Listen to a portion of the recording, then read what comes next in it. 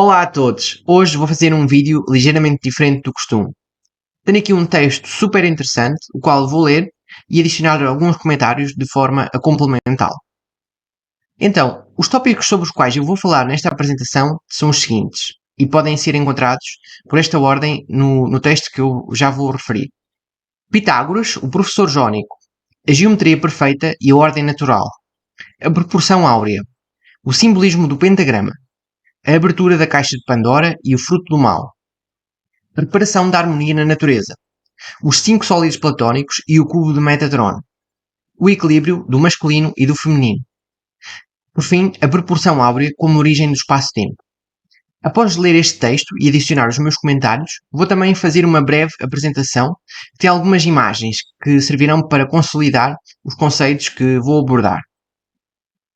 Então, o texto que eu vou ler e comentar pode ser encontrado no livro Interference, A Grand Scientific Musical Theory, que, apesar de ser um livro diretamente relacionado com a teoria musical por trás da origem daquilo que hoje conhecemos por música, tem conceitos muito mais abrangentes, nomeadamente relacionados com a geometria, com o holismo e com tudo o que é sagrado.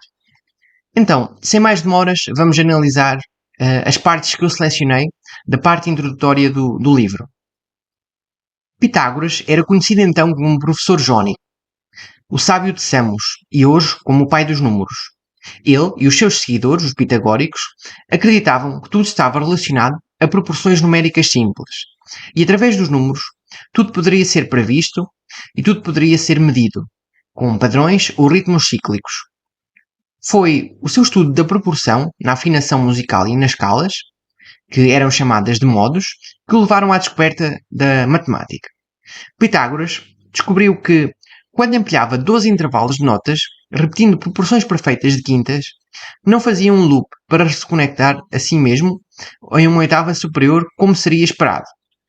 Em vez disso, seguia uma espiral logarítmica de frequência até ao infinito. Ou seja, ele, quando juntava diferentes quintas na sua escala musical e as empilhava até 12 sucessões, verificava que aquilo que obtia não era aquilo que seria de esperar. Não havia uma ressonância direta com a multiplicação das oitavas e a multiplicação das quintas. E havia uma espécie de espiral aberta que surgia, e como vamos ver à frente, o meu comentário aqui é que essa espiral que fica aberta pode ser a origem da consciência. E a origem até da consciência e do ego, como coisas diferentes. Porque enquanto que a consciência seria aquilo que nega a perda de informação, o ego seria a ressonância do indivíduo em oitavas superiores que se vai separando de φ, que é a proporção áurea. Para os pitagóricos, o temperamento e os modos musicais eram vistos como a própria geometria do som e, como tal, eram associados proporcionalmente a certas formas regulares.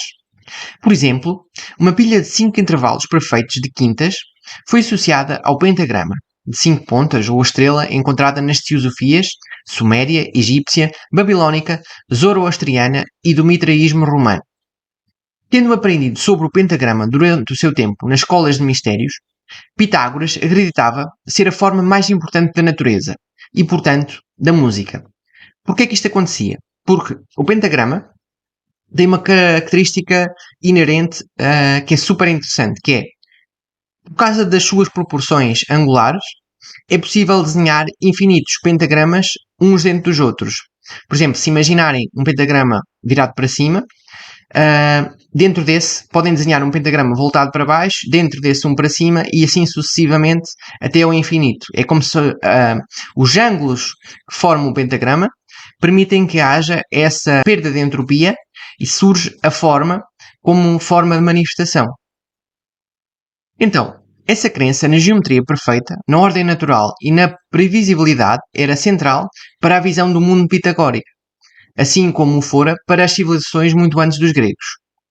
Então, quando foi descoberto que uma pilha de 5 quintas perfeitas não se fecha para formar um pentagrama regular na terceira oitava, como seria esperado, por causa dessas civilizações anteriores, isso foi como que Um erro, ok? O texto diz o seguinte: formando em vez disso uma forma pentagonal aberta e distorcida no espaço logarítmico, isso foi considerado um erro profundo da natureza. Pitágoras parece ter aprendido sobre isso com o seu professor mais próximo, Péricles de Ciros. Escreveu um tratado intitulado Pentémicos, descrevendo o que ele chamou de 5 cavidades ocultas da alma.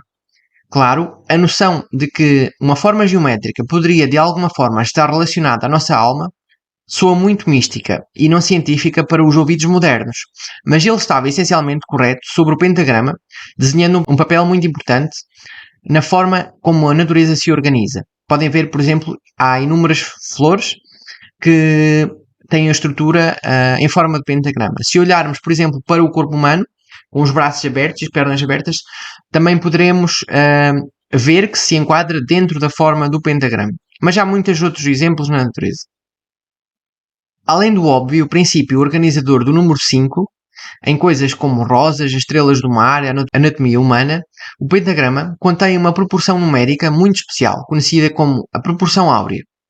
Se nunca ouviu falar dela antes, a proporção áurea é uma proporção infinita não repetitiva de cerca de 1 a 0,6, geralmente representada pelo símbolo grego φ. A coisa mais importante sobre essa proporção é que ela é encontrada aproximadamente em toda a natureza, como, por exemplo, nas proporções dos braços, pernas, mãos e pés humanos, animais e insetos. Ramificações de veias e nervos em humanos e animais. Ramificações de membros de plantas, veias das folhas e espaçamento das pétalas. Espirais de crescimento de conchas, orelha humana e pétalas de flores. Proporções de compostos químicos e geometria de cristais. Na molécula de DNA, como uma proporção, os sulcos de dupla hélice. Crescimento populacional. Comportamento de mercados de ações. Espirais duplas de um furacão ou de uma galáxia em espiral. Estes são apenas alguns exemplos, mas na verdade, na natureza existem muitos outros. Então, voltando ao texto.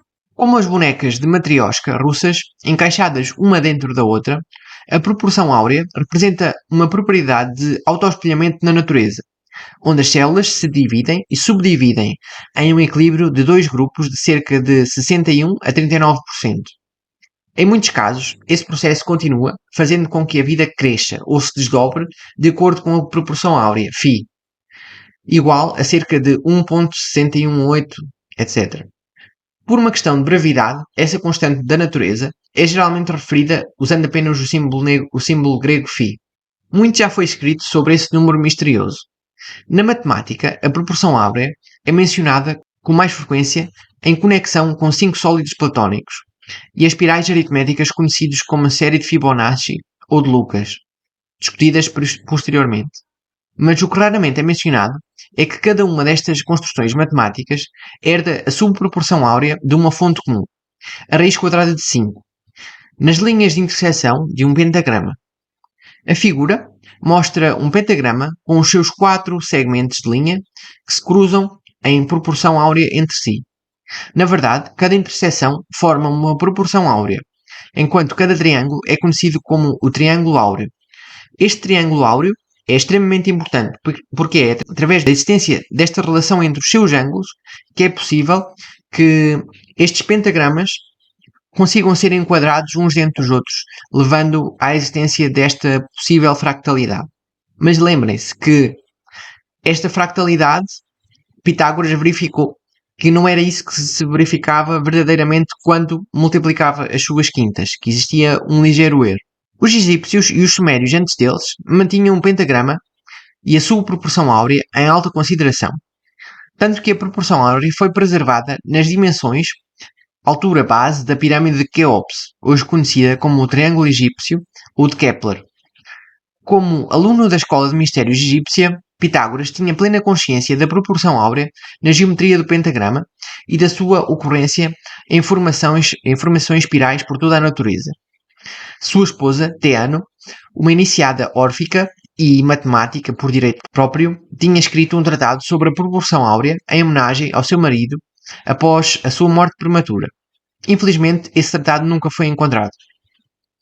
Muitos historiadores acreditam que este e muitos outros escritos foram guardados na Biblioteca Real de Alexandria, no Egito. mas foram perdidos quando ela foi saqueada por ordem de César no século III.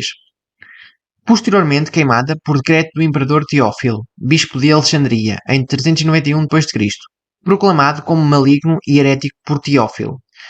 Até 1 milhão de pergaminhos antigos foram destruídos pelo fogo como atos de purificação religiosa. Como resultado, ficámos apenas com relatos de segunda mão sobre Pitágoras e os seus seguidores entendem essa misteriosa geometria quíntupla e como ela se relacionava com a filosofia de números e proporções harmónicas. Muitos deles podem ser encontrados nas alegorias musicais e arquétipos harmónicos da mitologia grega.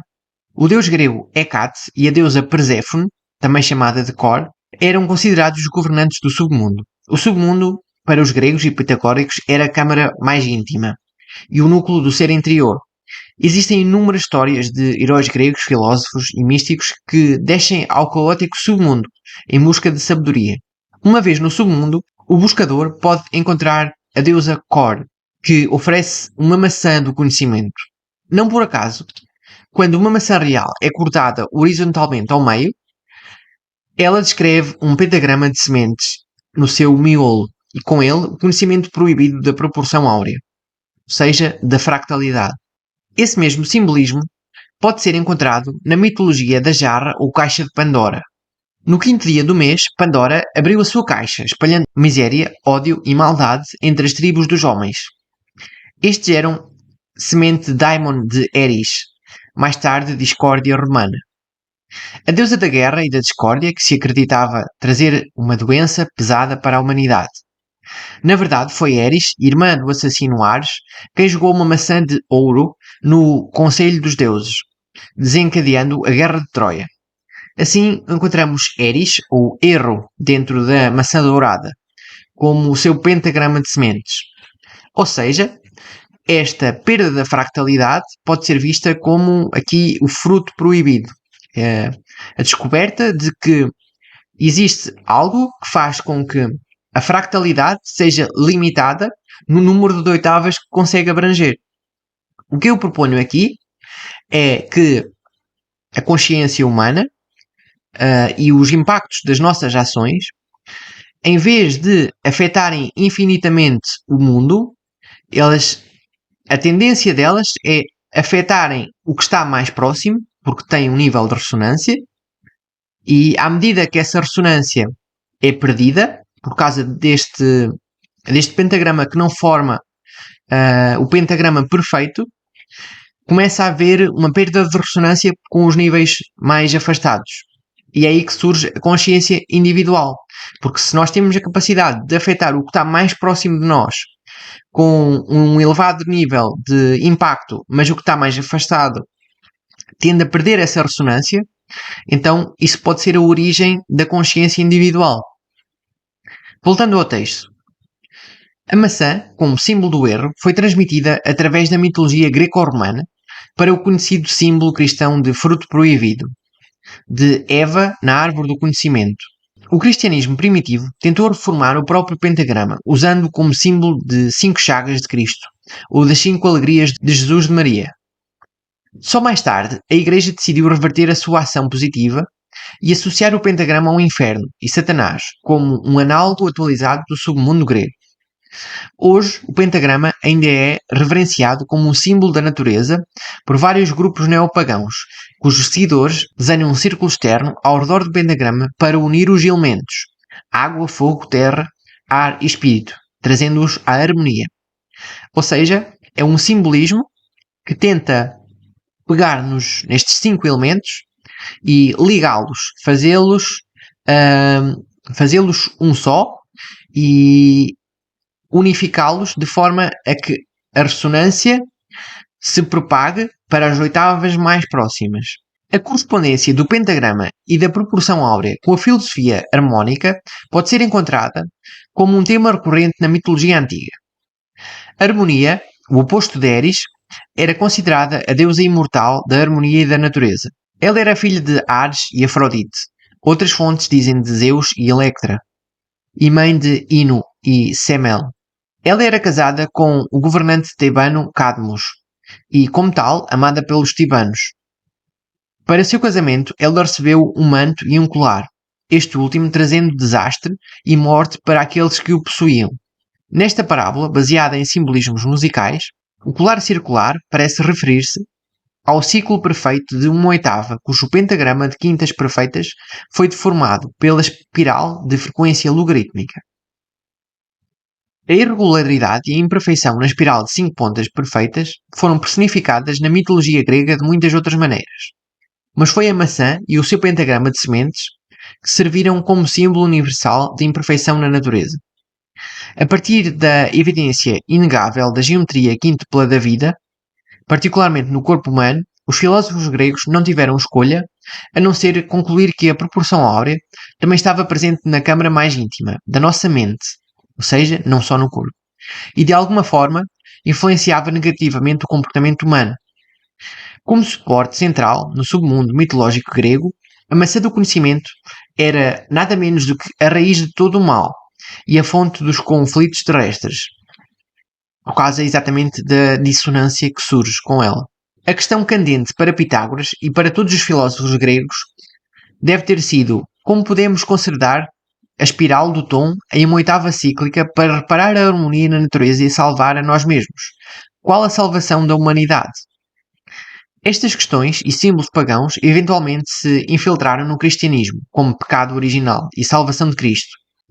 Mas como num círculo de amigos que cada um conta ao mais próximo o que ouviu até que se torne a mensagem completamente errada, os princípios harmónicos originais da filosofia grega foram traduzidos incorretamente e mal interpretados, criando uma aura de confusão e ambiguidade em torno de tudo o que realmente significava. Hoje, o pentagrama é estranhamente considerado um símbolo do bem e do mal. Há estrelas pentagonais nos distintivos de xerife, nos capacetes do America Steam e na bandeira americana, enquanto o Pentágono dos Estados Unidos administra o desagradável negócio da guerra.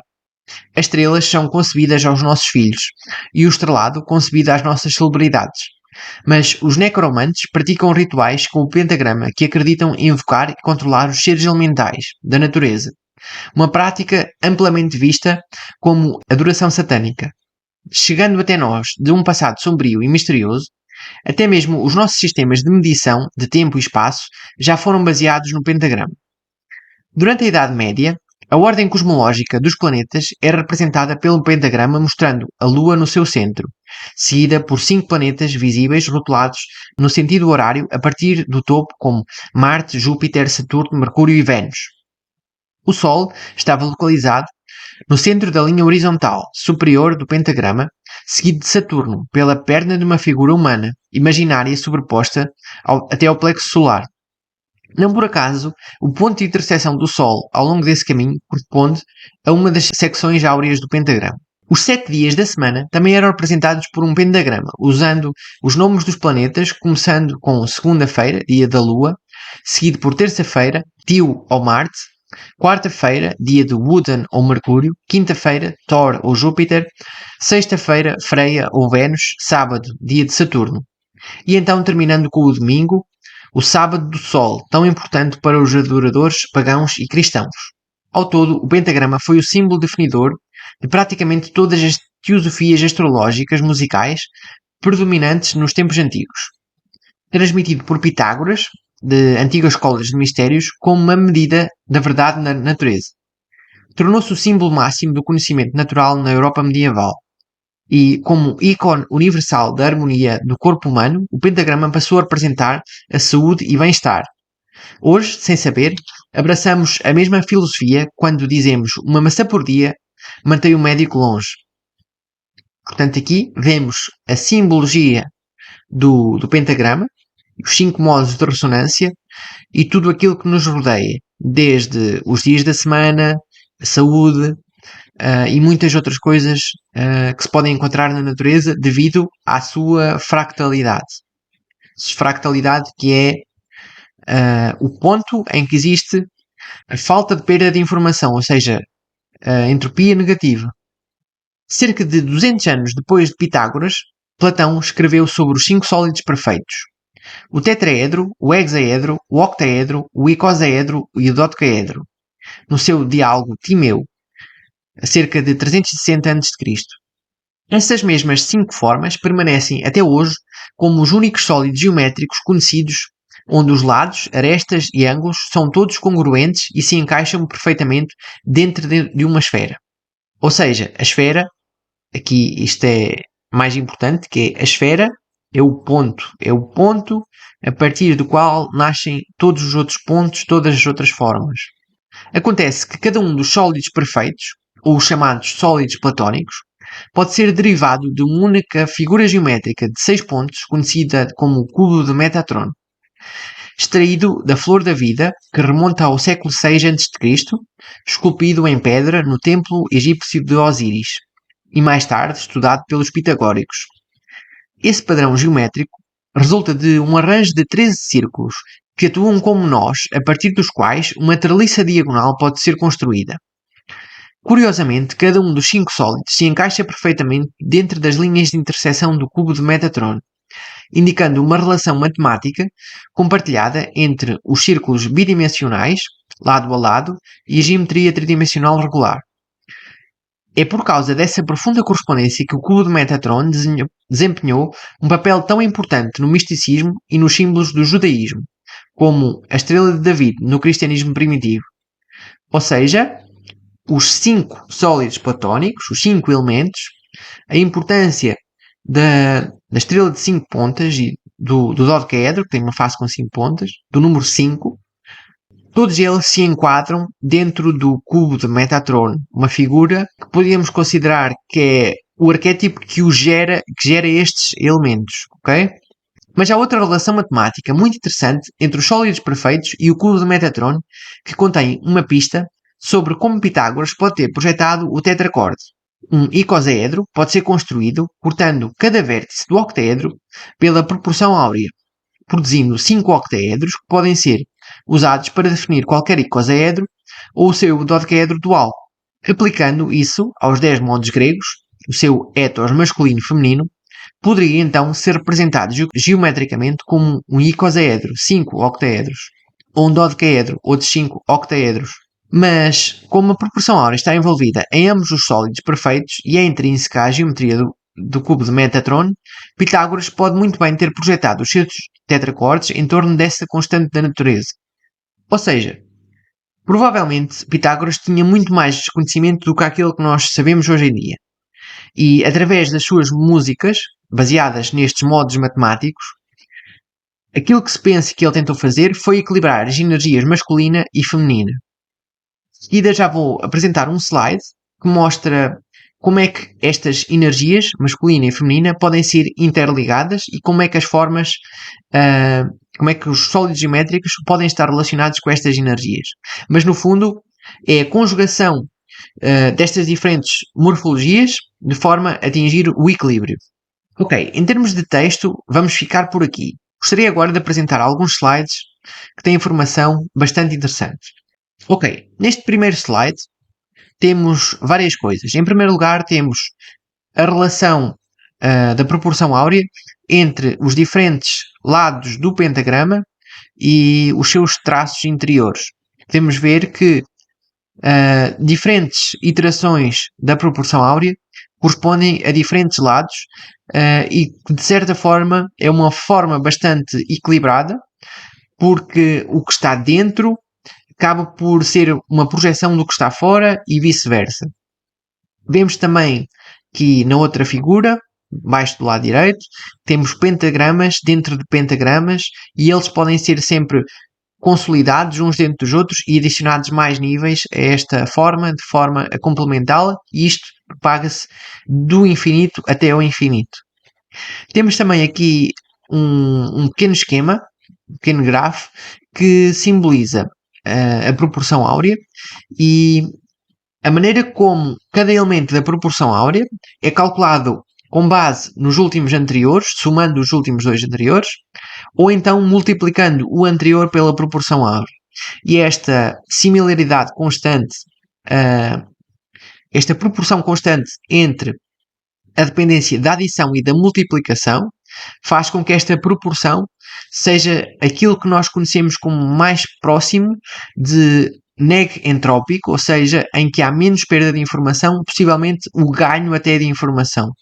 Ou seja, quando se diz que tudo tende para a entropia, talvez não seja bem assim. Talvez tudo o que estiver a vibrar nesta frequência, ou numa das frequências que caem dentro da espiral áurea, o provável é que não caiam para a perda de informação, mas sim que ganhem informação e que ganhem energia que é transmitida pelo cosmos. Temos aqui, nestas duas figuras, temos o icosaedro e o dodecaedro. Nesta apresentação eu não vou entrar em muitos detalhes, mas podemos associar estes dois elementos, que são dois sólidos geométricos duais, como um sendo o masculino e outro sendo o feminino. Então, um sólido dual é um sólido, pode ser convertido no seu dual, se convertermos cada vértice numa face e cada face num vértice. Ou seja, o centro, por exemplo, deste triângulo vai dar origem a um vértice e cada vértice vai dar origem ao centro de uma face. Então, se chamarmos, por exemplo, ao da esquerda o masculino, porque o icosaedro é como se expandisse a partir do ponto inicial para cada um daqueles planos, o dodecaedro vai ser o seu dual, vai ser o seu feminino, que vai contrair cada um daqueles pontos, que no outro tem máxima expansão, no dodecaedro vai ter máxima contração, e estas duas formas têm um equilíbrio natural. E se virmos, podemos ver que aqueles planos podem ser perfeitamente o plano tridimensional. E o equilíbrio entre a destruição e a construção, este dodecaedro e icosaedro, leva ao constante equilíbrio e fractalidade permanente entre aquilo que nós somos, que basicamente seria o equilíbrio entre o dodecaedro e o icosaedro. Depois temos aqui, nesta imagem, nestes pontinhos azuis, temos as quintas calculadas pelo Pitágoras e temos os pontos cor-de-rosa, o sistema de quintas perfeito, que foi descoberto só muito mais tardiamente e que bate certo com a oitava, mas não é a mesma coisa do que o sistema de quintas perfeitas calculadas por Pitágoras. E temos em cima, nos pontos amarelos, temos a diferença entre φ e o erro calculado entre Pitágoras, entre o Pythagorean comma e a nota musical com o temperamento corrigido. E podemos ver que entre a 12ª e a 13ª oitava, a distância entre o erro e a nota corrigida é exatamente de φ, ou seja, é como se houvesse um feedback em que quando o erro tende a ser superior, ou seja, o universo está em equilíbrio permanente, utilizando estas formas pentagonais, e chega a um ponto que existe um erro, e esse erro tende a ser autocorrigido pela falta de ressonância. Por isso é que eu estou a propor que, à medida que a consciência se expande, e à medida que nós afetamos o mundo envolvente, fazemos isso num número de oitavas limitadas. Neste caso, podemos ver que não passaria da 12ª oitava.